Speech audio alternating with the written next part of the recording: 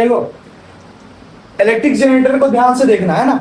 Electric generator में क्या हुआ कि अब हम उससे पहले एक चीज जानना चाहते हैं कि हमारा विद्युत धारा जो है, मतलब प्रेरित धारा है जिसको इंड्यूस्ड करंट कहते हैं, कैसे प्राप्त होती है?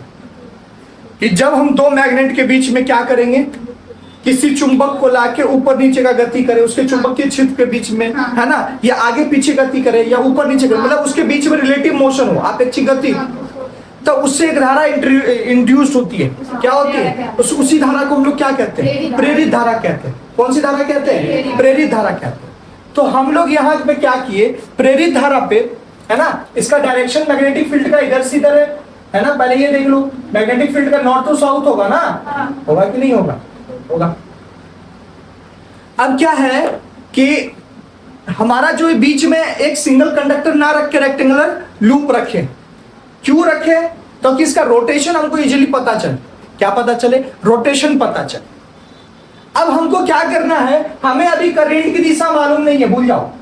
क्या नहीं मालूम? करंट की दिशा नहीं मालूम, है ना। वो मोटर थी ना जिसमें हमें करंट पता थी, अभी करंट नहीं मालूम, करंट किधर से किधर फ्लो कर रहा है। बस एक कंडक्टर को हम इसमें रखे, है ना, क्योंकि इसमें करंट हम दे रहे हैं, इससे करंट, क्योंकि जनरेटर एक ऐसा युक्ति है जिससे करंट क्या होती है, उत्पन्न होती है ना। यांत्रिक ऊर्जा को किसमें बदली जाती है?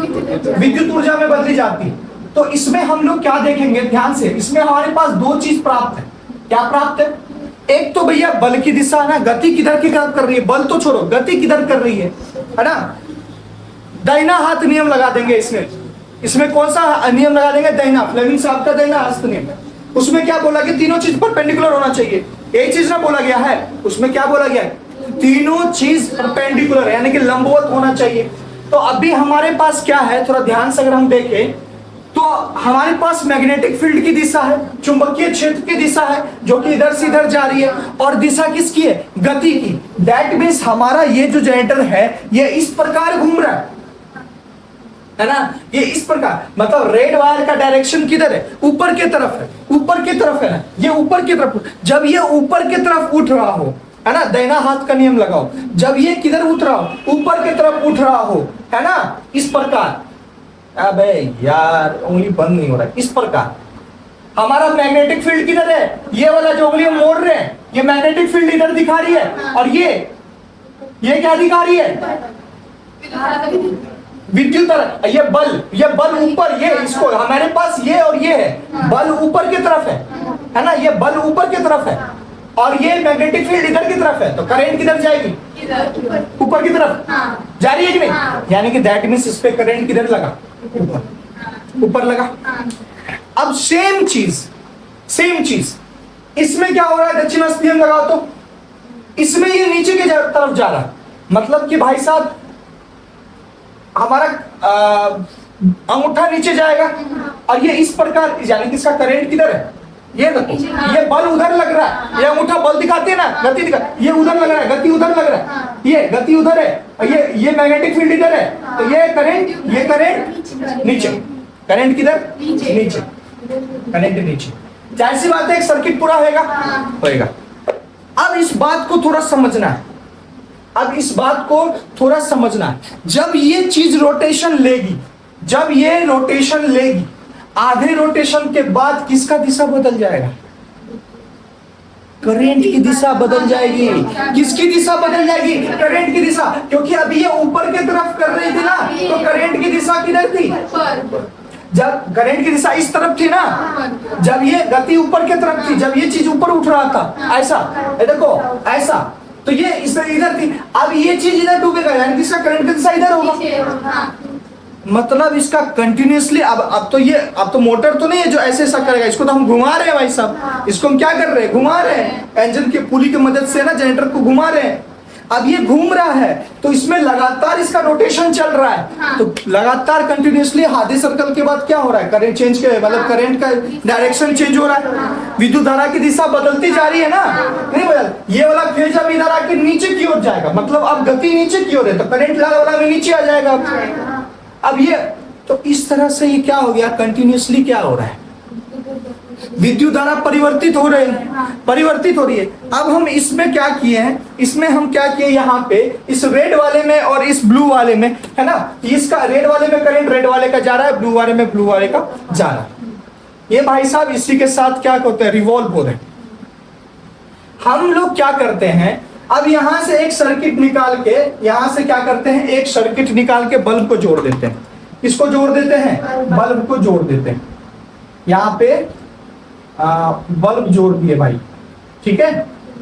तो बल्ब क्या होगा, एक बार ग्लो करेगा इस डायरेक्शन का, एक बार ग्लो करेगा, जैसे दो कलर से दिखा देते हैं, एक बार ये ग्लो करेगा रेड, एक बार ग्लो करेगा ब्लू। एक तरह का बात हम समझा रहे हैं, बात समझा रहे हैं। एक तरफ इधर से फ्लो होगा तो एक तरफ इधर से फ्लो होगा, चेंज इन करंट। तो इस तरह के जनरेटर को हम लोग कहते हैं एसी जनरेटर, क्योंकि एसी जनरेटर मतलब हो गया कि ये भाई साहब क्या हो गए, एसी जनरेटर। इसमें क्या होता है, लगातार आधे सर्कल के बाद क्या हो रहा है, आधे रोटेशन के बाद क्या हो रहा है, चेंज इन करंट हो जा रहा है। करंट मतलब change in the direction of current. क्या हो गया,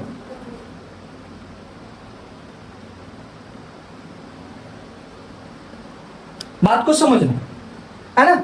इसमें क्या हो गया कि भाई साहब मेरा आधा रोटेशन जब होगा ऐसा, तो हमारा ये लाल वाला वायर जो है, ये आधे रोटेशन के बाद इधर की ओर आप गति कर रहा है, नीचे की ओर गति कर रहा है, मतलब बोर्ड के अंदर की तरफ गति कर रहा है। तो हमारा दिशा जब अंदर की तरफ गति कर रहा होता है, दिशा किधर होता है, नीचे की तरफ, यानी कि दिशा इधर। अब रेड वाला का दिशा क्या हो गया, नीचे की तरफ। फिर आधा सर्कल के बाद ये ब्लू वाला, ऐसा क्या होगा, ऐसा ही क्यों, ऐसे लगातार होने से क्या हो रहा है, क्योंकि हम बार बार इसको रोटेट करवा रहे हैं ना, जनरेटर है ये, बार बार रोटेट करवा रहे हैं। रोटेट होने की वजह से इसमें क्या हो रहा है, change in the direction of current. लगातार आधे रोटेशन के बाद करंट के डायरेक्शन में चेंज हो रहा है, हो जा रहा है। तो इस तरह से प्राप्त जनरेटर हम एक एसी जनरेटर कहलाते हैं। कौन सा जनरेटर कहलाते हैं, एसी जनरेटर, क्योंकि इस तरह का करंट ही ऐसी करंट कराता है, एसी जनरेटर होता है, एसी जनरेटर होता है। लेकिन अब हमको ऐसा चाहिए कि भाई साहब हमको एक ऐसा युक्ति लगाना पड़ेगा जिससे ये करंट का डायरेक्शन में क्या ना हो,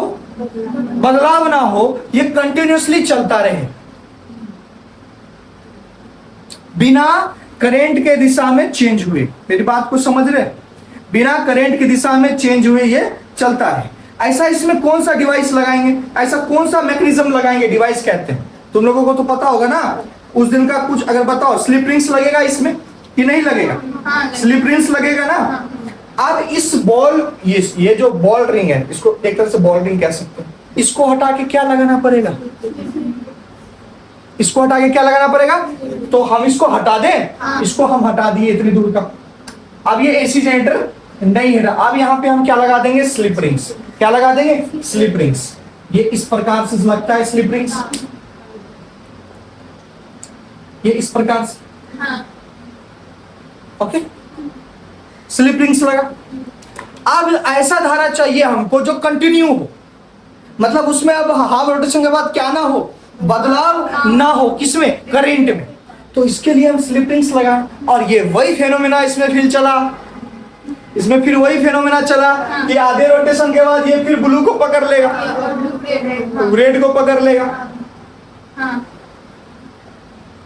क्या नहीं समझे, समझ गए ना। ये कंटिन्यूअसली क्या करेगा, हमारे विद्युत धारा को बदलता रहेगा, है ना। विद्युत धारा सॉरी कहते बदलता रहेगा, विद्युत धारा, एसी जनरेटर हमारे विद्युत धारा को बदलता रहता है दिशा को, लेकिन स्लिप रिंग्स में नहीं बदलेगा। ये हम पहले बता दिए कि क्यों नहीं बदलेगा, इसके अंदर का रोटेशन, बात समझ में आ गई। तो इस तरह के जनरेटर को हम लोग कहते हैं डीसी जनरेटर। क्या बोलते हैं, डीसी जनरेटर। और इससे पहले क्या था, एसी जनरेटर। वो क्या था, एसी जनरेटर, उसमें अलग अलग फेज था, है ना, अलग अलग था। उसमें क्या हो रहा था कि जब करंट जो आ रही थी बार बार क्या हो रही थी, चेंज हो रही थी, दिशा बदलते जा रही थी, उसकी दिशा क्या हो रही थी, अगर मान लो कि ये पॉजिटिव देती है, अब ये पॉजिटिव देती है और ये वाला निगेटिव टर्मिनल जैसे हम बना लेंगे, अब ये पॉजिटिव, अब ये ऐसा जाके परिवर्तित होगी, ये निगेटिव में बदलने वाली है। मतलब ये पॉजिटिव टर्मिनल को निगेटिव ना करे, इसलिए इसको घुमा के यहाँ पे निगेटिव पे आ जाना होगा। मतलब ये रेड वायर अब कुछ समय के बाद निगेटिव बनेगी ना, ये रेड वायर अब कुछ समय के बाद निगेटिव बनेगी ना। अगर ये रेड वायर कुछ समय के बाद निगेटिव बनती है, मेरी बात को समझना, अगर ये निगेटिव बनती है, अगर मान के चलो कि ये निगेटिव बनती है और मान के चलो कि ये निगेटिव टर्मिनल थी, ये कुछ समय के बाद यहाँ होगा निगेटिव में, धारा का दिशा बदलेगा नहीं। अब धारा का दिशा कहते हैं मतलब धारा अब बदलेगा नहीं, धारा की दिशा सॉरी हाँ बदलेगी नहीं। ये अब निगेटिव होने वाला है कुछ देर में, ऐसे आधे रोटेशन के बाद तो निगेटिव टर्मिनल को पकड़ लेगा आधे रोटेशन के बाद। तो इस तरह से ये पॉजिटिव निगेटिव चलता रहेगा। अब निगेटिव पॉजिटिव निगेटिव टर्मिनल बना हुआ है। तो एक बार ये जब पॉजिटिव होगा ये पॉजिटिव टर्मिनल में होगा तभी, और जब ये निगेटिव होगा ये तभी नेगेटिव टर्मिनल में होगा। इस तरह से करंट क्या होगा, डायरेक्शन में पास नहीं होगा, तो करंट डायरेक्ट हो जाएगा। तो उसको हम लोग डायरेक्ट करंट कहते हैं। कोई तरह का दिक्कत, डायरेक्ट जनरेटर कहते हैं डीसी जनरेटर। वहां वो एसी जनरेटर हो गया था। वहां पे क्या हो रहा था कि रोटेशन में क्या हो रहा था, चेंज हो रहा था, रोटेशन में करंट की दिशा चेंज हो रही थी।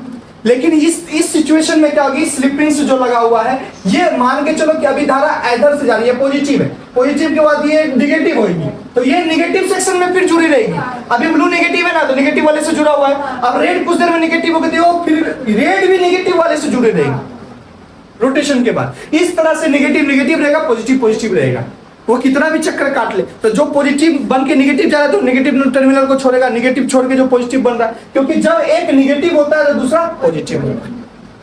कोई तरह का दिक्कत? तो यही हो गया हमारा डीसी जनरेटर। तो स्लिप रिंग्स का प्रयोग करके इसको किसमें परिवर्तित कर देते हैं, डीसी जनरेटर में। इसमें परिवर्तित कर देते हैं डीसी जनरेटर।